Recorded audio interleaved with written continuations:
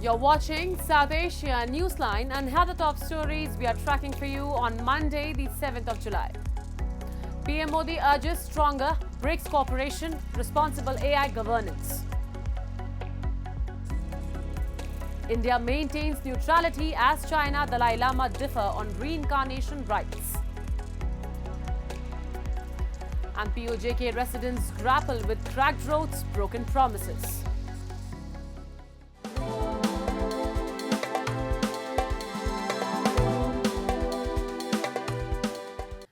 And now for all the details. India's Prime Minister Narendra Modi called for enhanced multilateralism, deeper economic ties and responsible AI governance as he attended the BRICS Summit in Brazil on Monday. He thanked Brazilian President for the opportunity to share India's perspective with partner nations from Latin America, Africa and Asia. Highlighting the growing global influence of BRICS, Modi said, as the world navigates challenges and uncertainties, BRICS has a natural role to play in shaping a multipolar order. He outlined key proposals to boost BRICS cooperation, including economic reforms, support for Global South, secure supply chains, and AI governance. He emphasized the dual nature of AI, its benefits and risks, as he advocated global ethical standards. India's AI policy is rooted in enhancing human values, he said, announcing that India will host the AI Impact Summit next year. Reiterating India's commitment to the Global South, Modi urged all BRICS partners to lead by example in addressing global challenges collectively. PM Modi also held separate bilateral engagements with world leaders attending BRICS. He is on an ambitious five-nation diplomatic outreach which began in Ghana and has brought him to Brazil. His final stop will be in Namibia. And amid the reincarnation debate surrounding the institution of Tibetan spiritual leader, the Dalai Lama, China has said the 14th Dalai Lama has no authority over the reincarnation.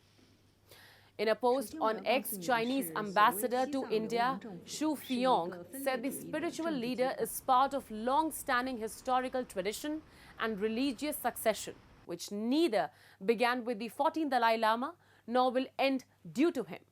He has no authority to decide whether the reincarnation system shall continue or be abolished, the Chinese diplomat said. The comments came amid 90th birthday celebrations of the 14th Dalai Lama in India. In the run-up to the celebrations, the spiritual leader had announced that his reincarnation would be chosen by the Garden Fourth Rang Trust. However, Beijing insists it will make the final decision. Traditionally, the Panchen Lama identifies the next Dalai Lama and vice versa. The 14th Dalai Lama had recognized Gedun Choki Nima as the 11th Panchen Lama, but the boy was abducted by Chinese authorities in 1995 and has not been seen since. China later appointed its own Panchen Lama, a move rejected by most Tibetans. India, which hosts the Dalai Lama in exile, has stayed neutral. However, Kiren Rijiju, India's Minister for Minority Affairs, a practicing Buddhist himself, said the decision lies with the Dalai Lama and traditional Buddhist customs. The Dalai Lama fled to India in 1959 following a failed uprising in Tibet and established the Tibetan government in exile. Moving on. The death toll has crossed 25 in the tragic collapse of a five-storey building in the Lyari area of Pakistan's Karachi during the weekend.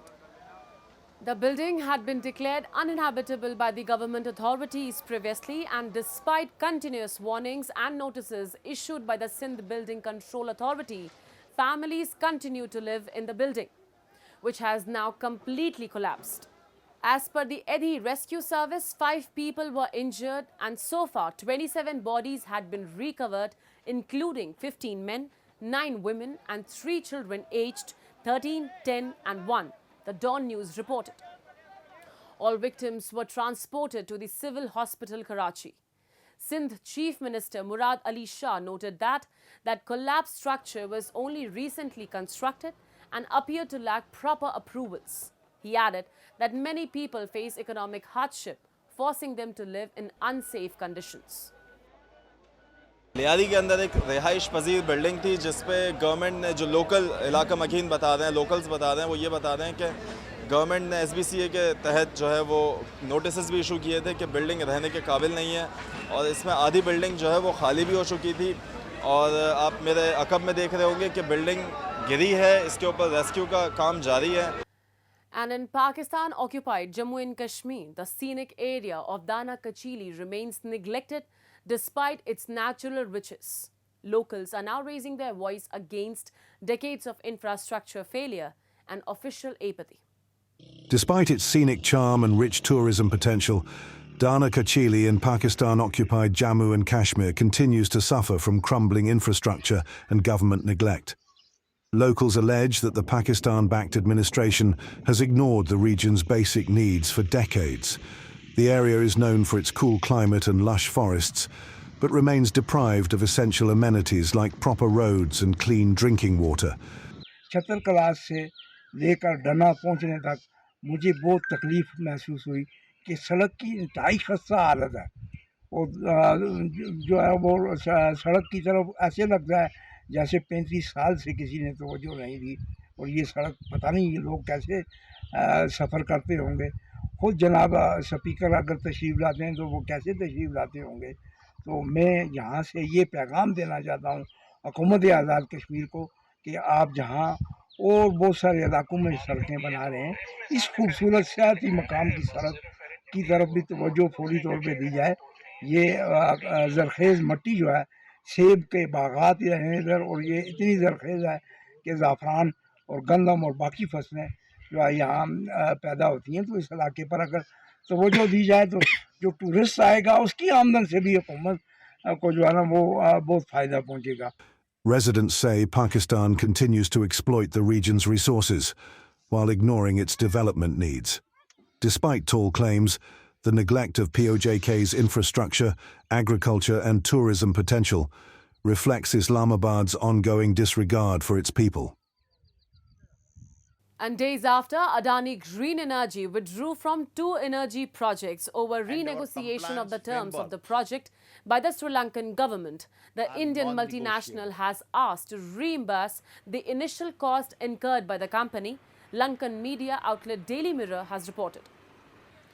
As per the media report, the Indian conglomerate has informed the Lankan government about the reimbursement of few $1 million. However, the company has not yet specified the exact amount which is to be assessed, covering all expenses, including $3 million paid to the Sustainable Energy Authority. The Adani Group had committed to invest $442 million in setting up wind power plants in Mannar and Punerin towns of Sri Lanka. The projects were expected to contribute to at least 350 megawatts to Sri Lanka's energy grid by 2025. However, following the policy shift after President Anura Kumara Dissanayke's election, Adani Green Energy informed the Lankan government of its decision to exit the projects. In May, the company submitted a formal letter requesting reimbursement for the expenses it incurred during the initial stages of project development, media reports suggested. While there were no official comments by the Lankan government, the Daily Mirror quoted a top government official saying that legal consultation is underway over the matter, and if there is any payment that is to be made, it will be done only after cabinet approval.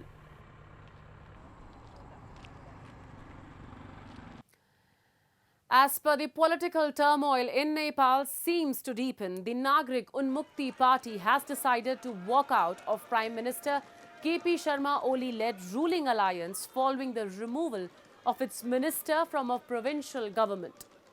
With this, the Prime Minister is likely to face a floor test under Article 100, Clause 2 of Nepal's constitution. The Prime Minister shall table a motion for the vote of confidence in the House of Representatives if the party which the Prime Minister represents is divided or the party in the government withdraws its support. Ranjita Shrestha, chairperson of NUP, confirmed that the parliamentary committee meeting that convened Saturday in Kathmandu has decided to retract support to the incumbent government, and they will now stay in the opposition. The present coalition of the CPN, UML and the Nepali Congress already has a comfortable majority even after the exit of the Nagarik Unmukti party, as it has support of 138 lawmakers in the 275-member parliament. That's all in tonight's edition. We will see you same time tomorrow. Good night.